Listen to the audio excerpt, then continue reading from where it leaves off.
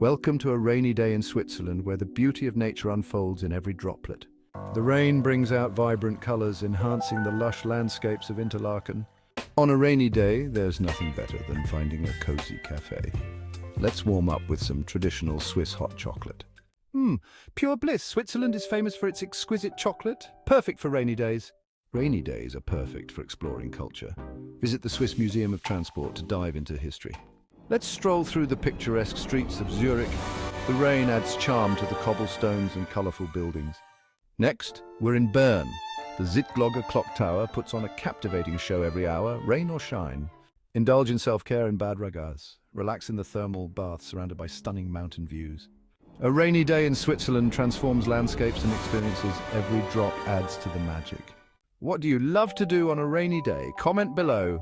If you enjoyed this video, give it a thumbs up and subscribe for more adventures. Thank you for joining me. Follow me on social media for more travel inspiration. Until next time, stay curious and keep exploring.